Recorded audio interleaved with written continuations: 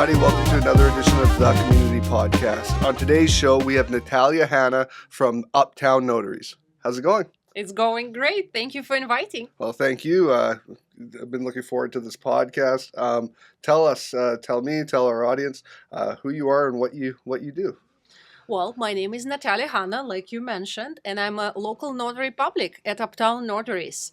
It's a long story when the company started, but I'm as existing owner, been there probably for the last 6 years. However, the company been around more than 35 years, so imagine that. Wow, that's a long time. So you took over it? Yes, I took over it, and it's been quite an interesting process.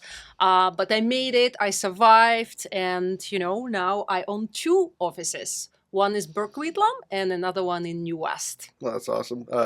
Both busy, flourishing areas right now, especially like Burquitlam has grown drastically in the last little while, but New West has always been quite busy. So Yes. great areas to run your business, right? Yes, and we're in the heart of those new constructions, new buildings, and that's so great because clients can easily find us and reach out. We have a lots of inquiries, walk-in clients, and we're always happy to answer their questions. Well, how did you get involved in notary? That's a good question. My career in the legal field started way back, maybe like 20 years ago when I got my law degree overseas. And in Canada, I moved here 11 years ago with my husband and my family.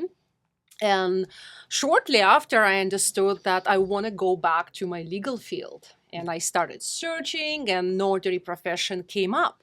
So I went to the studies, went back to the university. It's basically 2 years master's degree at SFU, which I did. And right after, I jumped into busy practice. Oh, well, I know, like, as someone who's gone to notaries in the past, it's something that, like, maybe when you're younger, a teenager, you have no idea what they are, really.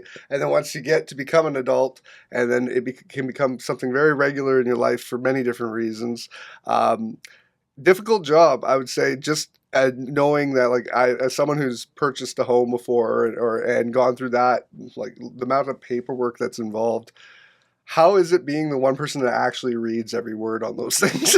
I know. I'll give you a secret. I'm not only one there, right? Yeah. I have amazing supporting staff. And of course, my girls are amazing. They do a lots of preps for me. But of course, I'm the one who signs off on the deal, checks everything, sits with client, right? We register at land title office. Of course, the responsibility is high. You have to make sure there's no mistakes, because guess what? People are buying or selling or refinancing their properties. Most of the time, it's the biggest transactions in their lifetimes. And of course, the accuracy is important. So of course, everything that is done in my office is supervised by me.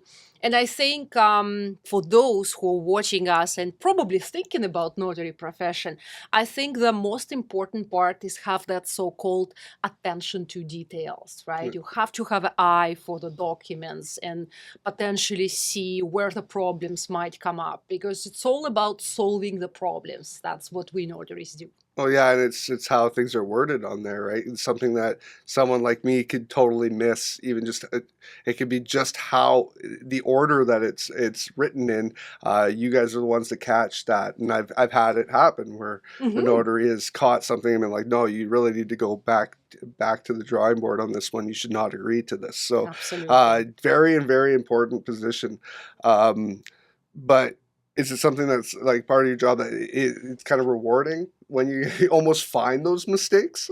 It is rewarding, absolutely. And sometimes we have, real estate transactions. It's just one of the things that we do, right? We do lots of estate planning for our clients.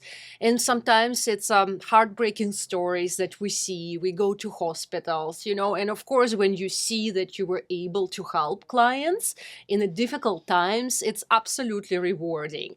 But now it's very interesting transaction that I'm doing where I'm helping man to get married in Vietnam. And it's a last minute paperwork that we have to process. We have to send this to apostille. We're on a deadline, and we really want to make sure that he gets married there, and we really, expediting this process. And when, we succeeded in something, that's such a amazing feeling. Oh, I could only imagine. I know, like, it's got, like you said, there's stuff that can be almost negative in people's lives why they're coming to a notary, but there's also people that are coming there for very positive reasons. When it could be like buying a home for the first time, seeing a young couple doing that, but then there's also like the negative sides of it. So is it kind of nice having that balance, or dealing with those positive stories more so than the negatives that come along with law?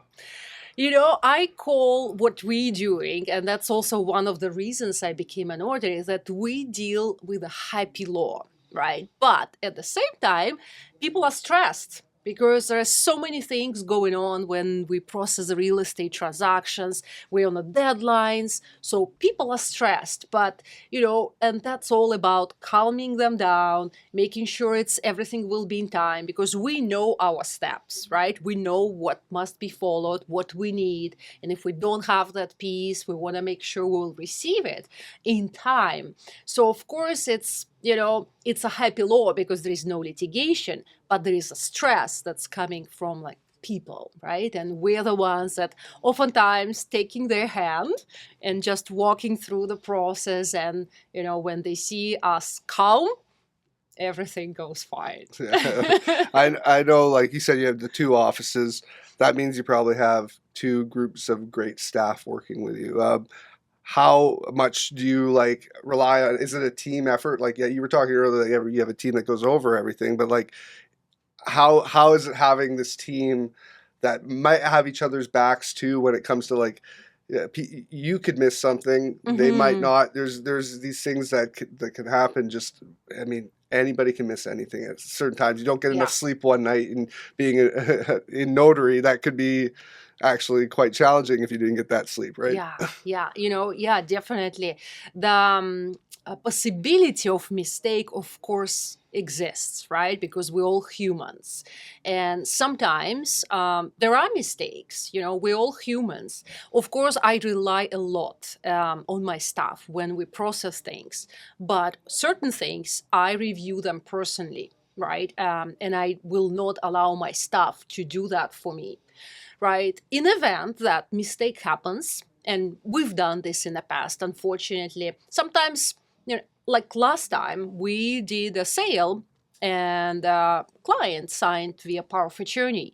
Power of attorney wasn't prepared by our office, but the lawyer who did it, unfortunately, did a mistake there. So power of attorney was defected, and we had to solve that problem. So sometimes you just, one thing at a time.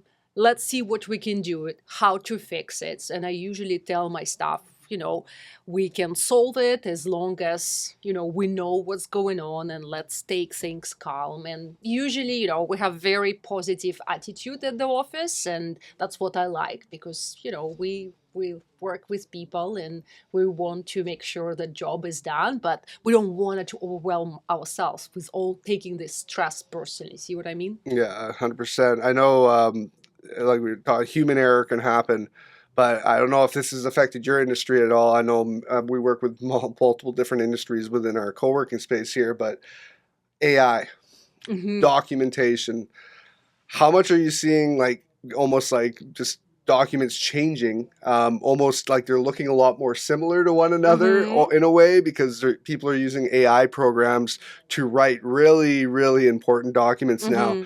And thinking, oh, the AI can do it for me and it's going to get it all right. But people don't realize that humans program AI. So are you seeing kind of a trend of seeing a lot more documents that look like they're done by AI? Talking about AI, I will tell you a small secret. I am the first notary who implemented AI in my practice. Okay. So if you guys go to my website, uptownnotaries.ca, we have a Lena, who is my AI agent, and you can chat with her.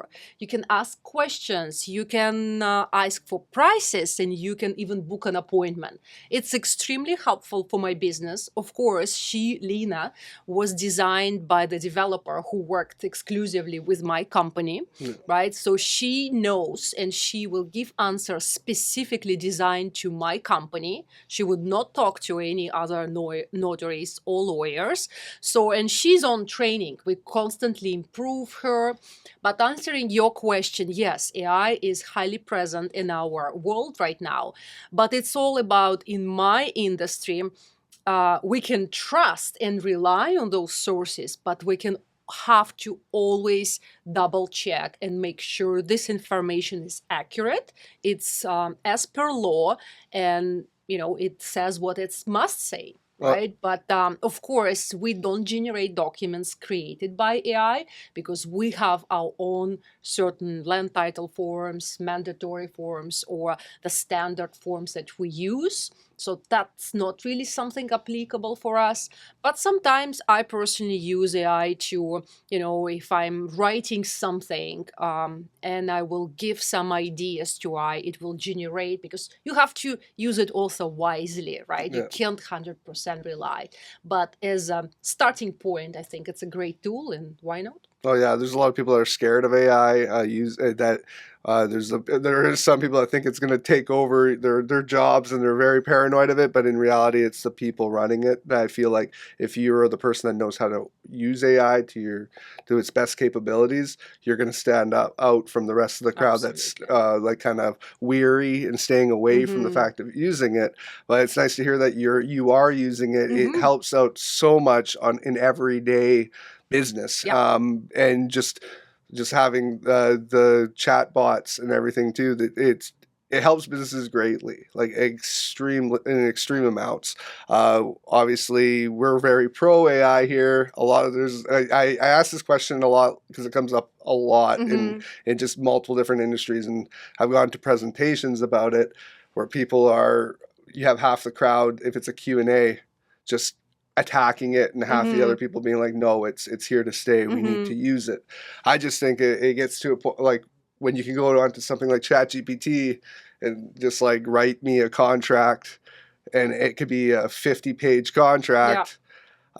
I know people that will think, oh, one prompt, I'm good to go. But in reality, you still have to read all the Of course. all the I'm stuff. sure there is AI for law, right? You can get a really good stuff out of there. But again, it's, as for me as a legal professional, its ultimate responsibility is that document could be used. It's valid, right? I'll give you an example with powers of attorney. I'm talking about powers of attorney a lot today.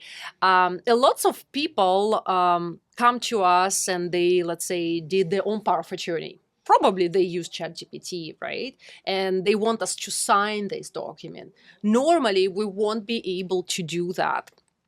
And it's because my bank told me go to a notary and sign, right? There is certain requirements. They must be there. So as a legal professional, we must ensure it's there. And it's not only about drafting the document, right? We have to speak to a person, make sure they have capacity. There is lots of things there. So, yes, you could use it, like you said, we can generate stuff, but as a legal professional, there's so many other things to ensure that this document is legit, it will work for their purposes. Yeah, that's awesome.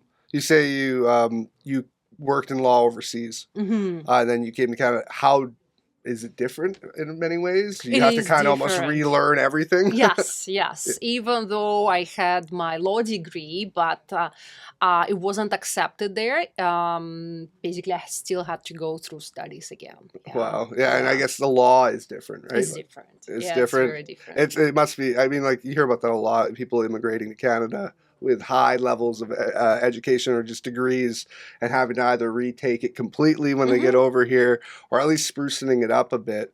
But it's great to see that you did that. But it must have been challenging. Did you know English before you came over? Yes, You did. yes, yes, I Lucky. did. It's not like I started. Yeah, to enter specifically notary program, you need to have a bachelor degree, right, and experience in this area. So because this is master's degree, so obviously your English should be at a certain level. Yeah. Where would you say, like, if somebody were wanting to get involved in notary, where locally, let's say, where's somewhere they'd want, like, the top places to go for that? You mean Schooling? Well, yeah, they need to get their bachelor degree first, right? It's not necessary. It could be anything, right? Yeah, and then work in the industry as assistant, gain the knowledge about the industry, and then you can apply to SFU. It's actually, I was featured by SFU as one of the successful graduates, and there is even article there you can read. But actually, the process is not that difficult. Of course, there is lots of paperwork around it, but once you apply to SFU, you get accepted. You are also screened by the Society of Notaries BC. Once you're approved, then you start your education for 2 years, and then there is a practical program. And one of these practical programs, you have to go through the mentorship with existing notaries. So since last year, I started mentoring students, and that's really also exciting for me that I can give back and, teach something that I learned over the years and show them my expertise. So that's also that's quite rewarding, to share your knowledge. How was it going? You said you came over here with your family. How was it going back to school with the family? Yeah, it was, but again, thanks to my husband, he allowed me to have that time. When we came to Canada at that time, my boys were 3 years old and like 18 months, so pretty small. So of course it was challenging. Like now I have 3 kids. Now I have a daughter as well, which also was an interesting story how I got her like in the middle of busy practice, making sure that all checks, there's no sign, no interruptions. But of course, it has its own challenges, right? But, I always say if you really want something, nothing can stop you. Yeah, I know. I'm a parent myself, so I like feel for those parents that like realize like their dreams still and want to go back to school during, like, people that haven't had kids don't realize that's the real full-time job. So it's doing schooling on top of probably working or at the same time it's just amazing to see. But choosing to do that, knowing that it's the right direction, is always the way to go, to follow your heart, right? Burquitlam, is that a newer office? Is that like... No, that's the office that's been around already like 30 years plus. Wow. Yeah, and it's a street level office. New West actually as well. The notary there, she sold me her practice. It's been around there for many, many years. It's just been a year now since I took over New West location. Do you have different staff for both buildings? Yeah, nice. Yeah. So that's even better. I know there's some places that they have staff working at multiple locations, but it's nice to have permanent staff in their home location. And I usually go like once or twice a week to New West office. There is a schedule there for me, but most of my time I spend here at the Burquitlam office. What made you passionate about law in the first place? My whole family comes from a law background. My mom is a lawyer. My grandfather was also involved in law a lot. So it's like it was a natural decision for me to become a lawyer. Sometimes careers can be genetic. It's very, very true that people tend to go into the industries that their family succeeded in. So it's nice that you took, I was overseas, so coming over here and taking on like a new challenge, but also like carrying the family legacy on in a different place has got to be rewarding to yourself. Have they seen you do it over here, or are they still around? Yeah, my mom, she actually is here with Nice. us. She visits us every year because she misses her grandchildren. Uh, So she comes every year. And of course, she's been a part of that process. During my studies, we discussed a lot with her, and she always supported me in that decision. So yes, it's a great support from the family, of course. have you seen changes in what people are coming to you for in the last few years? It's been an interesting few years, Hmm. specifically like seeing a lot of people, less money, less homes being bought, people losing their homes. Hmm. So are you seeing like a whole influx of almost different kinds of basically? Of course, there are certain times of the year there where we have a peak of real estate. So I would say from March to October, we have a lot of real estate files going on. That's the time of the year where people relocate. Yeah. So they sell, they buy. During winter time, it slows down, but in those days, I see more refinance files where they change lenders, they switch banks, they do debt reconsolidation, right? Because it's tougher and tougher Yeah. becomes here, right? So we do those. Estate planning's been always stable, so people always looking to set up their wills, powers of attorney, and there is always some urgent stuff that comes in, and we always help people with urgent situations.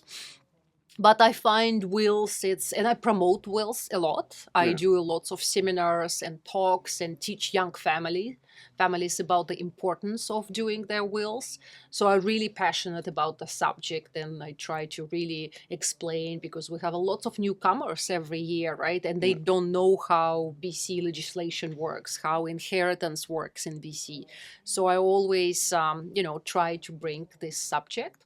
I do my Instagram page. I post certain things there, talk about the subject as well. So it's also, if you want to follow us, Uptown Notaries, we will appreciate the support as well. That's something that you hear. I hear a lot more, especially like we work with a lot of business owners, so they have a lot of assets to protect, and um, with it's always kind of been in the back of people's minds, especially young people. Oh, wills, like I'll deal with that when I'm older. Like there's no Hmm. reason for that. But like, how important is it for somebody, even like in like starting a young family, could be in their 20s, 30s, not thinking about that stuff, but have children. How important is it for them Yeah, to do it? yeah. I always say once you start accumulating assets, or even you have a bank account, that's already asset.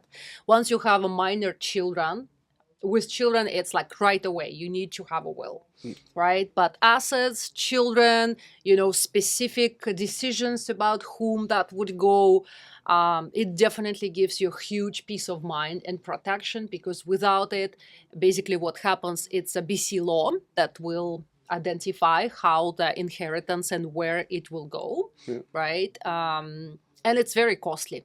It's Yeah. like thousands of dollars to process that. So, it's a simple document, and I teach also on those seminars how sometimes to do things yourself if you have financially difficult to go to a legal professional. So I give sometimes those tips and tricks, but essentially it's very important to will. Of course, there's so many tools there. You can even go to ChatGPT, back to that subject, right? And Yeah. you can ask to create your will. Yeah. Again, will it be? Yeah, it will be probably professionally drafted, no doubt. But how to know whether it's a right decision to make it this way, Yeah. right? And that's where legal professional come into play. They will tell you exactly what's your situation. Maybe you need to rearrange something there, right? If you want to disinherit someone, is it a good idea at all? So all of these questions, advice will be provided. But of course, it's a must. It's a must. Is there a stats out there at all for young families, like how many of them don't? Because I started in the last few years. I Mm-hmm. kind of meeting more people that say like you have to, and Mm-hmm. they know they're the younger families, but there's still a good chunk of people that Oh, are. yeah, it's a lot. It's It's a lot. like it's probably Yeah. less have it than do, right? Yeah, yeah. I think like half of the population of BC before COVID didn't have a will. Yeah. After COVID, it seems like people started to seriously thinking about that. Yeah. And we had a lots of requests during COVID, to process wills. But now seems we're back to normal, but things happen, and unfortunately almost once a week we get a phone call where it is too late to Yeah. do something like that, right? So I hate those phone calls. So it's important to think about it before something happens. It's just like it's almost that thing, like if you don't think about getting that house insurance until you have a flood of fire or get broken into, right? It's Absolutely. kind of that you learn from your mistakes. Well, with a will, you can't really learn from that. Yeah, and that's about your life, right? Yeah. It's not even about your house. So that's being super said, important. yeah. Like drive that into people's minds is that it's very important. It's not just for the older people. It is definitely for people that have any assets to protect. And I'll say that as well. I'm not in any kinds of form of law, but just knowing that and realizing how important it is huge. And I really wish there's so many different things that a lot of young people, young families just don't think it's for them, but in Absolutely. reality it really is, whether it be different kinds of insurance, wills, anything like that. So I definitely appreciate that you're passionate about that, because it needs to really hit young people's minds a lot more. Yes. So yeah, if people want to reach you, Mm-hmm. what's the best website? You dropped your Instagram earlier, but let us know where they can find you. Yeah, of course. Website, uptownnotaries.ca. Like I mentioned, we have Lena there. You can already start chatting with her. And if she doesn't know, she will be the first one who will tell you that we'll call you back. You can always leave your phone number. Phone number 604-420-6671. It's our Burnaby office. You can always reach me directly, or any supporting staff will assist you in your question. Email.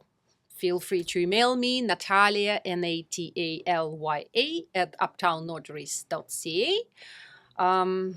Is there anything else you'd like to say that's super important for anybody that would be coming to you, why they should choose you? There's many notaries in town, but just talking to you, I know that you can tell the passion behind you. So hopefully the people that are watching will choose you, right? So what sets you guys apart?